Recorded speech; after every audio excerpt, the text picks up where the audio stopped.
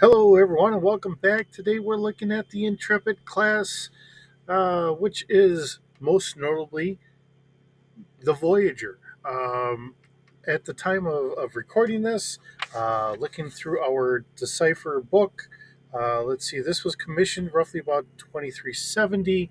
Uh, I have Daystrom up here, which I mean is a wonderful resource. And one of the things I did want to mention here is outside of having the USS Intrepid, which was the test bed for this, we do have the Voyager. There were 47 other craft built, and 15 of them in all have been lost. And there's also the USS. I don't know exactly how to pronounce that one.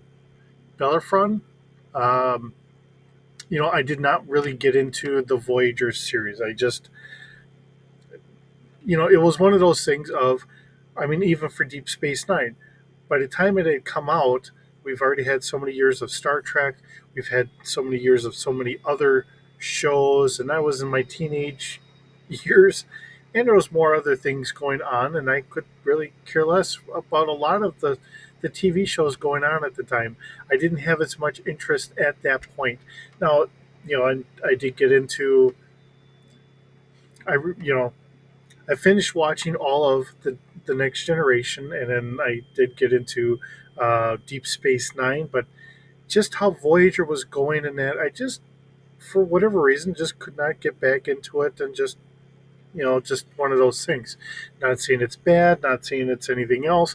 It's just one of those. I just didn't find myself getting into it. So, with that being said, you know, for all those that love Voyager, here is the Intrepid class for you. So, not trying to see I'm gonna, kick that one out because it's something I didn't like.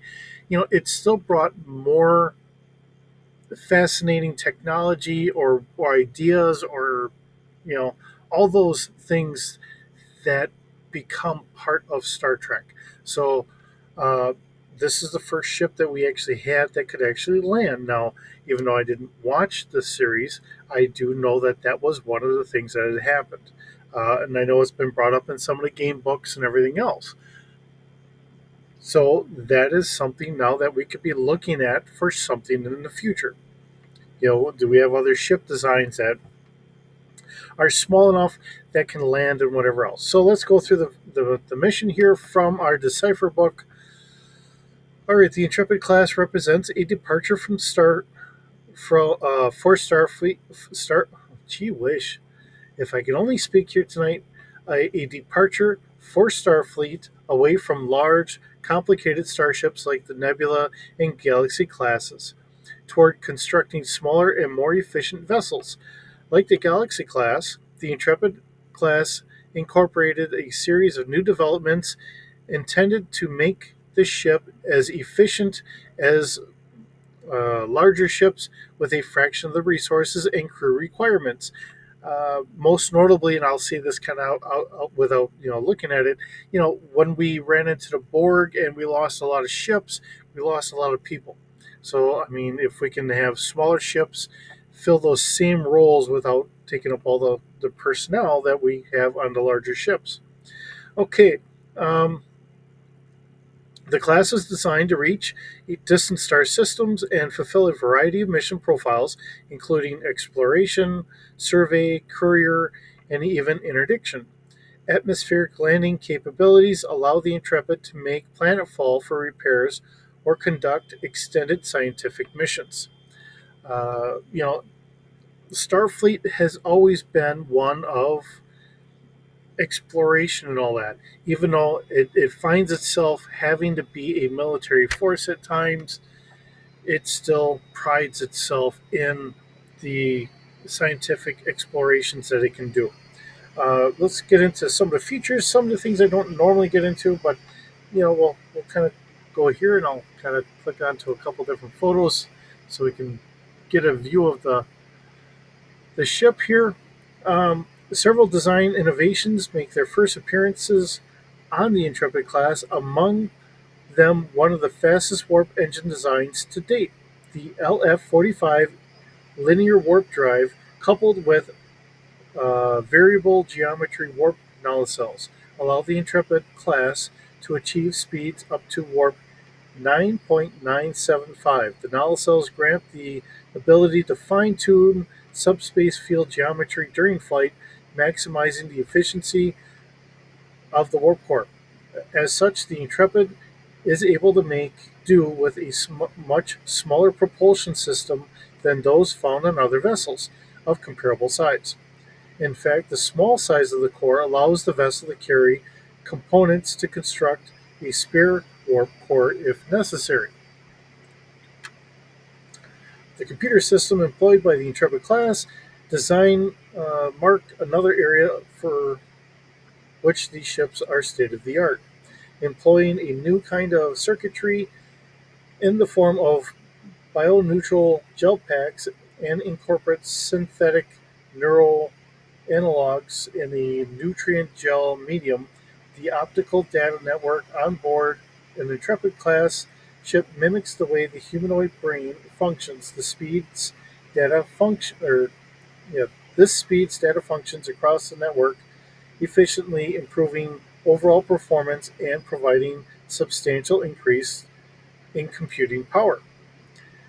One part of the Intrepid's sleek appearance results from her power generation and warp core efficiencies. The ability to enter a planetary atmosphere and land marks the other major design departure for the class. A first for vessels of the Intrepid's design, this planetfall capacity is made possible by advances in structural integrity field design, thrust vector modeling, and hull streamlining. In this role, as an explorer, the Intrepid class is outfitted with enhanced and backup sensor arrays located on the primary and secondary hulls. In addition, the Intrepid class features a second spare deflector should the main deflector fail. These redundant systems are part of what makes the class such a reliable and stalwart vessel. Okay, her armaments are equally impressive, mounting the same Type 10 phaser arrays found on the larger ships, such as the Galaxy class. Ships of the class provide the same phaser output of larger vessels, thus allowing them to conduct close quarters defense and offer superb threat deterrence, accurate targeting, supplemental uh, supplemental Mark 95 direct fire multi-function torpedoes allow for the use of photon and quantum torpedoes as well as probes to be deployed. Because of her streamlined size, the Intrepid class does not boast an extensive torpedo loadout often found on larger vessels, typically carrying under 40 missiles. The FSQ shield grid is a proven and reliable design, affording the Intrepid significant protection. Let's see. The Intrepid is rated for a standard 6 year mission duration and overalls every 24-year span. The best current the best currently found in any Starfleet vessel, making it one of the most versatile and compact explorers yet designed. For everything that was shown in Voyager and some of the things that you as a viewer probably know a lot more about it than I do, and I will admit that because, like I said, I didn't get into it as much. Um, I do know that in the series, they had gone through quite a journey because they were flying out to a distant uh, part of the galaxy, and they had to slowly kind of limp their way back home. Uh, and I think it was in the Delta Quadrant. Now, you know, it is a good story, and I'm not going to say it's not. It's just one of those things I just could not. I watched an episode here and there, and I didn't think it was bad. It's just I just didn't really have a lot of drive to continue watching the rest of the series. Now, it doesn't mean I won't pick it up at some point and just kind of watch it all the way through. I will. I'm sure of it. I know it's been a number of years, um, but it's just one of those things. And like I said before, the advancements that did happen in here are going to be reflected in other series as well as other mechanics and gameplays, whether it's role playing or video games or some of the other things. It also helps for what other people are going to design. And like I said, I know that there is at least one website that I have seen in the past looking up different ships. And these are ships people have spent time and their own blood and sweat and tears and everything else coming up with their. I want to see it in the respect of their ideal ship, or maybe an ideal ship for a certain situation, whether I agree with it or not. You know, it's something that somebody else took the time and poured their heart into. And that's the important thing. And that's why I say franchises like Star Wars, Star Trek, um, all of this will never die because you and me, as the fans, pour our heart and soul into this stuff, designing these things and coming up with stats and doing our own adventures. And that is what keeps these franchises going from year after. Okay, so let's look at this now in a role playing sense, for our D6 version of Star Trek. Now, the Intrepid class, of course, it's a light explorer, capital class starship, has a length of 344 meters, has a mass of 700,000 metric tons. Now, this is a size 6 category ship. Has an autopilot of 3D plus 2, so it does have a above average piloting ability from the computer core. Has a standard crew of 150. Now, if I remember correctly, and then everyone can yell at me when I get it wrong, estimates had it that it took off with about 50 personnel, and then it had gotten like another, 30, 35 from Chakotay and his group of shoot Maquis. I'm trying to think of the correct term that they had used for the what the Cardassians were calling terrorist group, or whatever anyone else wants to call them, freedom fighters or what have you. Um, so I do know that there was some of them that came in and all that, and I want to say it was about 80, 85 for the full crew that was on there for the show or reported on the show. All right. So we have a crew of 150. You can run it with a crew as little as 15, but again, you're going to have a plus 10 to try and do anything on the ship, which is like two difficulties higher than your just plain average. So typically in our D6, your 5 is a simple basic.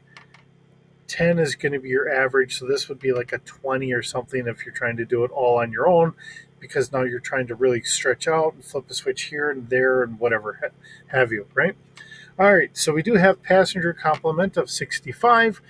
Whether it's, it sounds like it's a bigger amount of passengers, but especially when we're talking about in a scientific ship for exploration and all that, you know, quite often for a ship like this, you're going to get a bunch of scientists on board to go look at a said nebula, maybe do some archaeology or wherever, or maybe they have to transport them so that way they can get down there, and then they will try and get whatever other materials and all that down to them to set up a camp or resupply them or whatever have you. Cargo capacity, it is listed at 66,000 metric tons. Has enough consumables on board for about a 3-year tour, although it did say that in the book for about a 6-year span. But it doesn't mean that they can't stop at star bases along the way and then resupply. It's just that the crew that's on there may be on there for maybe 6 years. An extra year onto the 5-year exploratory mission. Not saying that there's not that possibility of swapping out or whatever, but just looking at it in that regard. All right, so our standard warp drive speed is going to be a 6. It can maintain a 9.6, and it can reach 9.975 for 12 hours. Uh, and of course, for me, for my Star Wars, if you did port it over there, trying to keep everything on par, I gave it an 8x backup and a 1x primary as kind of a standard. But for everyone staying on the Star Trek side, which is perfectly wonderful, and that's really where this all leads to. I'm just, like I said, in many of the other videos here, I would love to see all this mashed together. Uh, that's why I threw it in there. Okay, so we have a nav computer. We have a maneuverability of 1D plus 1. This has a space of 9.2. Atmospheric speed has a speed of 1,160 kilometers an hour. Has a hull of 4D. That is a fairly beefed up hull compared to a lot of the other vessels that we have. Everything is fairly well compact, and they did talk about a lot of redundancies on this ship. So it does make a lot of sense. They also mentioned about the extra um, deflector array. So when we talk about our shields are beefed up a little extra. We have a 2D plus 1. In our sensor packet here, we can do a passive scan out to 6 kilometers with a plus 2D. We have an active scan out to 13 kilometers with a plus 2D plus 2. We have an active search at 17 kilometers at a 3D plus 1 bonus, and a focus of 500 meters at a 4D. So these sensors are really kind of beefed up. We have a nice long range on them, and we do have a good assistance from the computer core trying to help us find whatever we're looking for. Again, being a scientific kind of outlook for mission parameters on this type of ship, having a robust sensor suite is really a big bonus here. Okay, as noted, we do have 4 Type 10 phaser arrays. We have 2 ventral and 2 dorsal. We also have 2 saucer ventral, well, the location saucer ventral, saucer dorsal. Okay, and we have the crew of 1 now. That's our standard here with Star Trek. We have 1 security officer on the bridge that will fire all the weapon systems. Let's see, capital scale for these. We have a fire control of 2D and a fire rate of 5, meaning we'd be able to shoot 5 times per round. We could either do that as a standard, a continuous beam, a pulse, or a wide beam. And it can do 4D damage at capital scale. We also have a Type 10 phaser array on the ventral. I believe this would be ventral aft. Let's see, we all have a fire control of 2D. Again, we have a fire rate of 3 and damage of 4. We also have 6 Type 10 phaser arrays. We have 4 ventral. This is two saucer ventral, 2 saucer dorsal, 2 engineering aft ventral. So that's our 4 ventral, 2 dorsal. Let's see, crew of 1, as always. Fire control is going to be 3D. These are only going to be able to shoot one time, or once per round, and it's going to be 4D. So really, we're looking at a good possibility of, let's just say, 2, 3, let's see, 4, 5 times, or five different Type 10 phaser arrays shooting. 2 of them are going to be for 5 times in a round. We have another 2 of them for 3, or 1 for 3, and then another 2 for an extra one shot per round. And it has a fire control of 2D. damaged at 4D. That's a lot of firepower being sent out there. Um, Even on a small ship like this, that does represent a good amount of firepower that a ship like this could do. Now, whether you're shooting at one ship or multiple ships, you can break that up. It is a substantial amount of shooting going on coming from a ship like this. Now we do have four high yield photon torpedo launchers, two forward, one aft. Now they did say that there was only 40. Yep, and it is listed here. We have 40 Type 2 photon, 10 Type uh, 6 photon torpedoes. Let's see, and then you could replace those with other torpedoes as well. Let's see. The Type 2 are going to do 4D damage. The Type 6 are going to do 10D damage. Has a spread of 4. So, whichever one you're shooting, you could shoot out 4 every round. Remember, you only have 40 torpedoes, so you will have to use those sparingly. It's not like we have an overabundance amount, unless you're holding a lot more in the cargo area than what everyone thinks you have. Okay, tractor beam, we do have a forward ventral at a fire control of 1D plus 1, strength of 4D plus 2. So that way you can try and grab another ship and then tow it along with you. We do have Class Alpha tractor beam for our shuttle bay. That's going to be at starfighter scale. Fire control is a plus 2, and strength is going to be a 3D. Now, the fun stuff that D6 Holocron does for us is the crew quarters. We have 250 basic quarters. We have 30 expanded, 5 luxury, and 2 unusual. There are 15 decks on board. We have 140 escape pods with the capacity of 8 personnel in each pod. Of course, as I mentioned before, this was commissioned in 2370 by Earth Reckoning. We do have 2 transporter rooms, which have the capacity of 4 personnel in each transporter. We have 3 emergency transporters, which have the capacity of 16 personnel in each. 3 cargo transporters, which can haul 400 kilograms each transport. Okay, we do have complement 4 Type 8 shuttlecraft and 12 Type 9 shuttlecraft. There are 60 probes, and there is a captain's yacht, and that is the Aero Shuttle, which is always seen from the bottom of Voyager, and I know that that's kind of been pointed out a couple times because they made the Delta Flyer. Why didn't they use the Aero Shuttle, seeing that that was always available? Uh, One of the things I do remember is because when they took Voyager out, they had a skeleton crew for the most part. It was supposed to be a quick mission to go out there.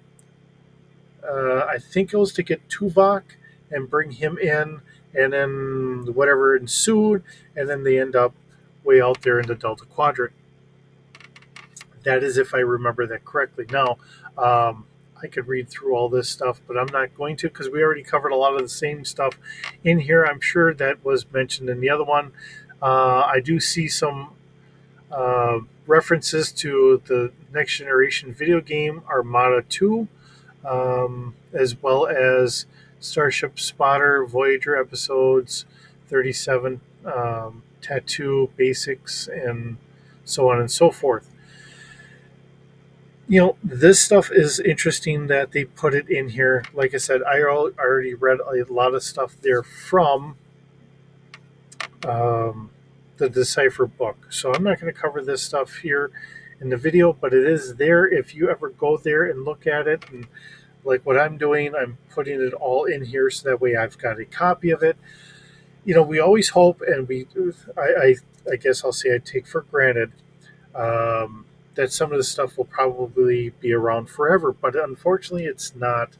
Sometimes, even though that we have our love of a franchise and we put faith that something's going to be there, sometimes unfortunately some websites kind of disappear on us way faster than they ever should because the people that started it, things happen. They don't have the funding, they don't have anyone else to back them to keep these websites going. So that's why I'm creating a database for myself, and I will also be putting extra ships in here um, for our videos, which is something you don't need to know, but I'll share it with you. I have a list of everything so I can mark it off. More so I don't repeat the same ship and then you have to listen to me drone on about the same ship I already did once. Uh, that's really why I do it. And any other ship I come up with from some other website or whatever, I'll get another print off of that so that way I don't do the same thing. And then hopefully I can say, hey, let's hit this ship today. Because ships are interesting things. I look at Star Trek as a science fantasy, much the same as Star Wars. Now, the nice thing is we have a lot more science in here than we do in Star Wars. So there is that difference between the two of them. But it is fun to explain things to you and help you in just looking at these wonderful ships. With that, thank you so very much for joining me today. It's always wonderful having you here. I hope you have a wonderful day, and we'll see you in the next